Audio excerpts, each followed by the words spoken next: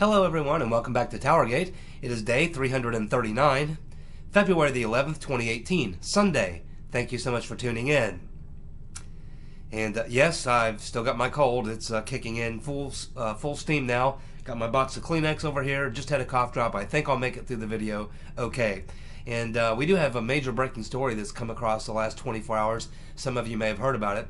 And it has to do with this story that apparently the CIA paid $100,000 to a Russian informant via an American intermediary to get their hands on some information. It was supposedly damning information on Trump having sex with prostitutes in Moscow, but also the informant was offering up, or the Russian guy was offering up, some cyber hacking tools that had been hacked from the NSA, and of course they say that's what they were really very much interested in. Whether or not you believe that is up to you. So anyway, the New York Times ran the story, and let's just go through the New York Times the way they ran the story. It says the CIA paid $100,000 last year to a Russian operative who claimed to have a derogatory information about the president, Trump, including a videotape of Trump engaged with prostitutes in a Moscow hotel room. Pictures of a naked Trump. Okay, so it's reported by the New York Times that, and of course the CIA has denied this. The CIA says that they were only interested in the cyber hacking tools that were stolen from the NSA earlier last year. And the Russian operative, of course, turned over documents, and materials that purported to implicate Trump and his associates, including Carter Page. But the documents turned out to be mostly stuff already known and in the public domain. Nothing was turned over in regards to the cyber hacking tools. So the CIA cut ties with this individual, and they, of course, they were duped out of $100,000 in the process. And of course, like I said, it was an American intermediary who was in between the CIA and this Russian operative. And we don't know who that was, but we'll probably find out they had ties to Clinton. So here we go. We have the CIA, who's up to this time has managed to stay pretty much out of the main fray of things. It's been focused mostly on the FBI, the DOJ, and now the State Department. But the CIA is sort of lurking out there, and that's because they do everything in a clandestine manner. They don't keep a lot of records. They don't talk about a lot of what they do. They use a lot of private contractors, so there's no paper trail to what they do. But we know Brennan did brief Obama on the dossier, or information from the dossier, back sometime in the summer, late summer of 2016. So this should not surprise us. What maybe surprises is that to this day that they were doing this in 2017. So even after all this stuff has come out, the CIA is still trying to follow up on the story. And of course, as we've talked about in the last 2 days, I think, this investigation is still going on. They're still looking into Trump-Russia collusion. But essentially, the CIA is not denying that they paid $100,000 to this Russian informant. What they're saying is, well, yeah, we paid $100,000, but we were interested in those cyber hacking tools that were stolen from the NSA, not so much the Trump stuff. But apparently, that's what they got. They didn't get any of the cyber hacking tools that were stolen. What they got was about a 1.5-minute long video, which had no audio, which only showed a man and 2 women in the video. You couldn't even make out who the man was, and they couldn't conclude at all that it was even Trump. There was nothing there, really, that they could do anything with. It was just a waste of 100,000 American taxpayer dollars. So, of course, it didn't have to be $100,000 American taxpayer dollars. That money could have came from the CIA's drug sales. The CIA makes a lot of money running the drug trade. And that money may have come from the drug trade money that they take in, not from taxpayer dollars. But regardless of where the $100,000 came from, the fact that the CIA is still getting duped on this ridiculous narrative tells you exactly how bad they want to try to find something, even though nothing exists. They should know, because they're behind creating all this false stuff. But they were apparently hoping that some Russian operative had created something that would give them anything that they could use to try to advance the cause, which is right now failing miserably. And I guess they're just trying to do everything they can. And this shows the desperation on part of the deep state, the efforts that they're going to try to save themselves. But it's not going to work. And we'll talk about that later in this video. So the New York Times, in addition to that story, they're also reporting that Cody Shearer, the notorious discredited Clinton hatchet man, was shopping around a second dossier, crisscrossing Europe for a period of about 6 months in an attempt to find video footage of Trump with prostitutes in a Moscow hotel room. He was never able to do that. But he did share a memo with Clinton ally and friend Sidney Blumenthal, known as Sid Vicious. Then Blumenthal passed the memo off to State Department official Jonathan Weiner, who's a Clinton confidant, who then gave the memo to Christopher Steele on October 2016. And of course, Steele also provided information to Weiner, which Weiner shared with various State Department officials. So, again, this is just more of the same of what we've been learning, is that it was this constant propagation of false information. And it's obvious at this point that the game was to, regardless of whether any of this was true, it didn't matter if it was true.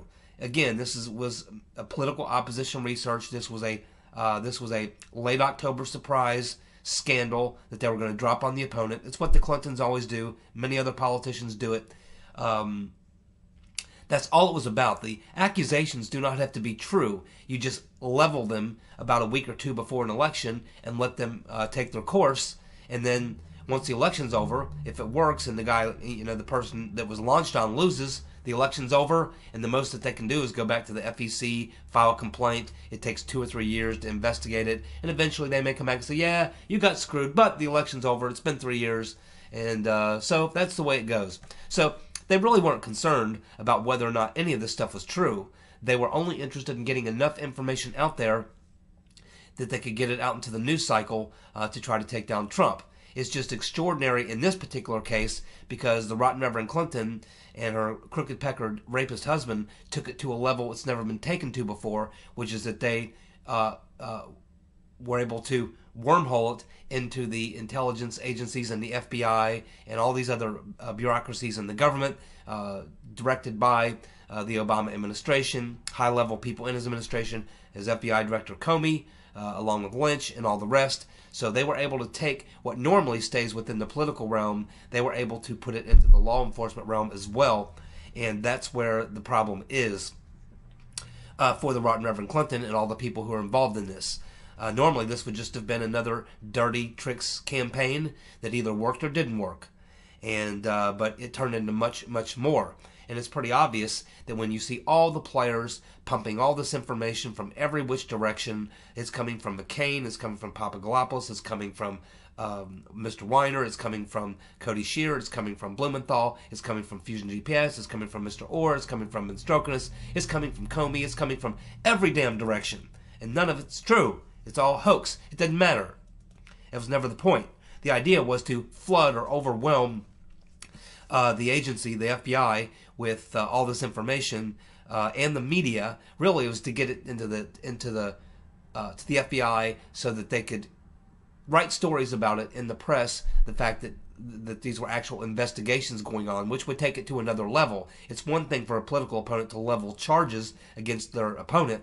It's another thing when you can have the government or the FBI or someone else level investigative charges against your opponent. That takes it to a whole other level and gives it another degree of credibility and importance and probably effectiveness. And that's probably what this is all based on.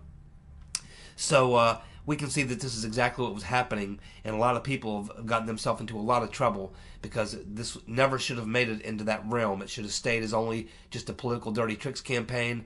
Trump could have debunked it. The election would have gone on, and this would all been fine. Just another dirty tricks campaign. But when they pushed it to that next level and got the FBI and the Obama administration, the DOJ, and others involved, turned it into something much more. And this is why there's so much legal jeopardy. And, there's going to be hell to pay for all those who took part in this, knowing exactly what they were taking part in. But I guess they thought that the ends justified the means. They're probably all saying, yeah, this is all crazy stuff. We shouldn't be doing this. This is wrong, but we can't let Trump win. You know, so anything is, even if we're breaking laws, even if we're doing all these things, violating all these things, it's worth it because it's justified because it's Trump. And therefore, anything that we do is justified, including breaking the law. Going to the FISA court with false documents and everything else. It's all justified. And that's how they did it and why they did it. They're going to find out that that was a huge mistake. And a lot of them are finding that out now. Okay, so Carter Page. We know that Carter Page sent emails to the Trump campaign after the FISA warrant on Page was granted to spy on him. We know Page emailed Manafort, which would allow surveillance of anyone Manafort communicated with, basically Trump and his team. So was Carter Page aware of this?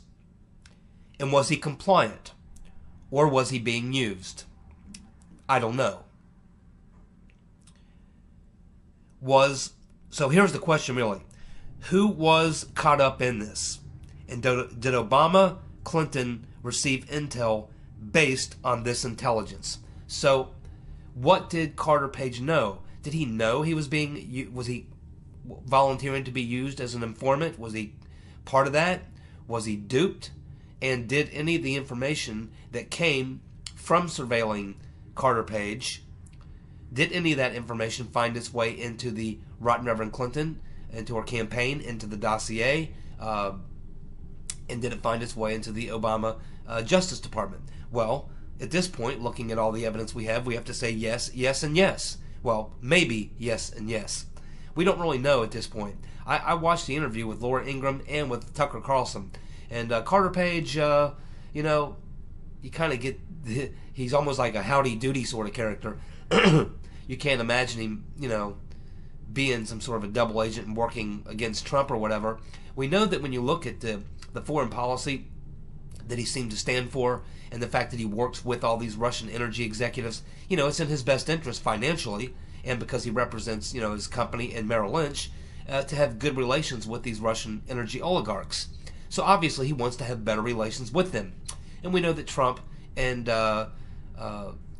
Michael Flynn were both talking about the fact that we need to have better relations with Russia, and we don't need to be talking about going to war with them. We need to try to have better relations with them if we can. And this was kind of Carter Page's opinion as well. So, you know, we can see why he might have been a supporter of Donald Trump, because Donald Trump was talking about improving relations with Russia, which would have benefited Carter Page. So we can see why he would have been on board for the campaign. But it's very possible that he could have been compromised. Maybe he did something or said something or was involved in something that put him in legal jeopardy, and they blackmailed him and said, hey, we got this on you, so if you don't work with us and help us get Trump and the people around him, we're going to take you down.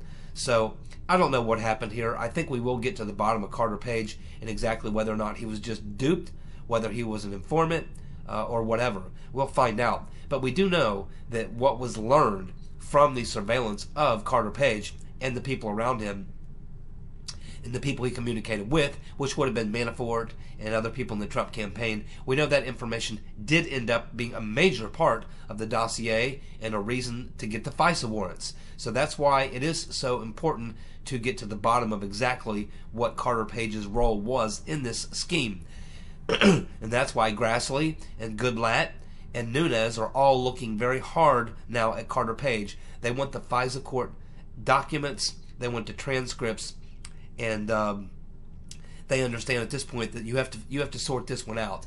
You do have to determine whether or not Carter Page was duped or whether or not he was a part of the plot, because that drastically would change things. So we don't know at this point about Carter Page, and you can watch the interviews with Tucker Carlson and Laura Ingraham. There's nothing there that really I was able to discern from watching either of those videos that would lead me to, you know, lean either way. I just don't know. It's, you know, it's possible, but I'm still not 100% sure or on board with the idea that Carter Page was part of the plot. I would at this point have to lean slightly towards the fact that he was used in the plot and not part of it. But I could be wrong. We're going to get to the bottom probably of this, I would think, in the not too distant future. Here's a question for you. Is the Mueller team destroying evidence that could prove the deep state coup? It appears that the small group that conducted the Rotten Reverend Clinton email investigation is working for Mueller in his investigation. And we know that this one attorney named Brandon von Grack is the lawyer that is heading up the small group. So expect to hear more about Mr. Van Grack as being part of Uncle Bob's cover-up operation. Now, as most of you know, if you've watched my videos for very long, you know that I said from the very beginning that Mueller really has only 2 or 3 main things that he's really trying to do.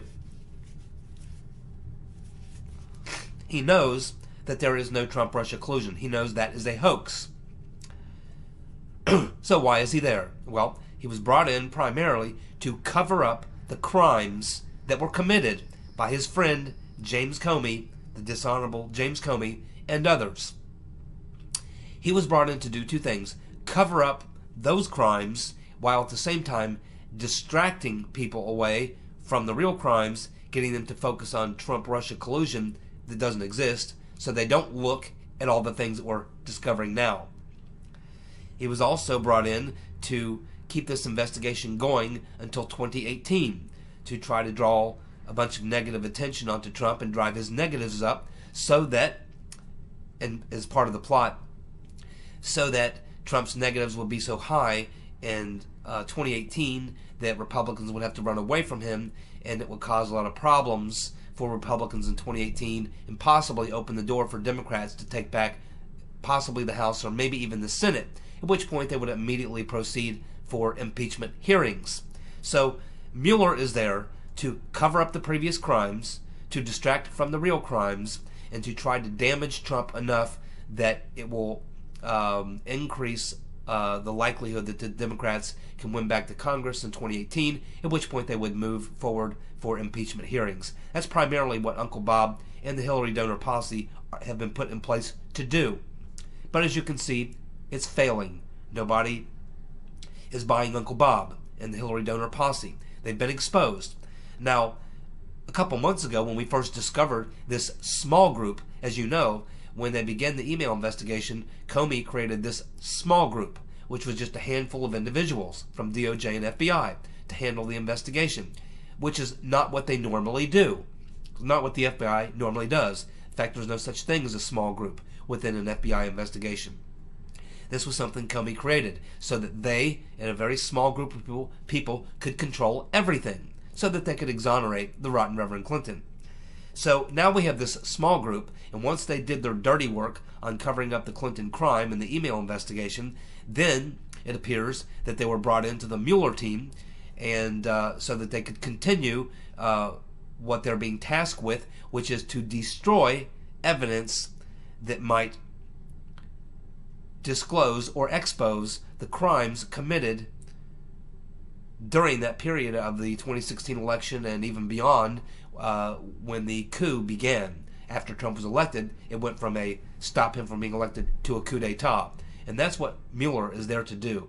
He's there to cover up and protect and do the work of the deep state. Now, this individual here, Brandon Van Grack, is the sort of a lawyer. He's a sort of the lead guy in this small group. So he was the leader during the time when the small group was put together to cover up and exonerate the rotten Reverend Clinton, Crooked Hillary, for her email mishandling of emails, violating of the Espionage Act. But now he's involved, and he's there to be the point man for the Mueller investigation. So if you want to get anything about the Mueller investigation, what's going on, if members of Congress try to contact the Mueller investigation or anything like that, you always get put through to Mr. Van Grack. And a lot of people investigating this, trying to get information, are realizing that every time someone tries to get some information about what's going on with the Mueller investigation, they get Mr. Grack. He's been obviously named as the point man, the disinformation specialist, whose job it is to cover up and protect the cover-up. That's what Mr. Van Grack is doing. And I expect in time that his name will come up in criminal activity, and he will eventually find himself caught up in this criminal conspiracy, deeper into this criminal conspiracy, and possibly face criminal prosecution himself, because he's clearly a cover-up man, brought in to help cover up for the Mueller team, the cover-up operation of the cover-up. Boy, what a crazy story. So, how do I know? I keep telling you all we're going to win this fight. And how do I know we are going to win this fight? Well, let's take a look at a recent poll. There's a recent poll that shows, and I believe this is a Quinnipiac poll, 55% believe of registered voters, 55% registered voters believe it is likely that the Obama administration spied on Trump. 55% believe that the Obama administration spied on Trump. That includes 31% of Democrats, registered voting Democrats, and 87% of Republicans, and 55% of independents. 54% want a special counsel to investigate the DOJ, the FBI, and other agencies that may have been involved. 55% believe the Obama administration tried to spy on Trump. 31% Democrats, 87% Republicans, 55% independents, and 54% want a special prosecutor or special counsel. So, when you look at these numbers and you think about the fact that all the major news organizations, whether it's online or print media, ABC, NBC, CBS, the big cable networks, CNN, MSNBC, everyone pretty much but Fox News, and the entire media, including most of the online media, if you look at Yahoo News or Yahoo Online or any of these other online, CNN Online, it's nothing but anti-Trump propaganda all day. Russian Trump collusion. They don't even talk about a lot of the things that we talk about here on TowerGate. The people who watch ABC, NBC, CBS, all these organizations I just mentioned, they know nothing about the 99-page FISA court document. They know nothing about any of this stuff that we talk about here. Nothing. But still, with that much disinformation and lack of true information going out to the masses, we still have a number this high of people that understand what is going on. That is why we're going to win. And as more and more comes out, that number is only going to go higher and higher. And that's why we are eventually going to get to the bottom of this. Here's a bombshell. Jim Himes, Democrat, claims that the FISA judge was fully aware that the dossier was being used to serve the FISA warrant, and they knew it was paid for by the Rotten Reverend Clinton campaign and the DNC. Wow. If that is true, if what he is saying is true, then these FISA court judges are now going to be in the crosshairs, because he's saying that, oh yeah, the FISA court knew about the Fusion GPS and knew the Clinton campaign paid for it. They went ahead and authorized it anyway. That's what Democrat Jim Himes is saying. If that turns out to be true, then we are now going to have a real investigation of these FISA judges and the FISA court and what they did. That is absolutely amazing. I can't imagine that that's true, but we'll find out if that was true, if it was just a lying talking point by another Democrat. Either way you look at it, this thing's crazy, and it's going to keep getting crazier and crazier. But we are going to get to the bottom of it, and that's basically what we have going on. So, anyway, I'm about out of time, out of battery, and feeling kind of rough right now, so I'm going to call it a day. I'll be back with you tomorrow, hopefully feeling better, and we'll continue to search for the truth. You guys have a good night. Thanks for tuning in. Bye.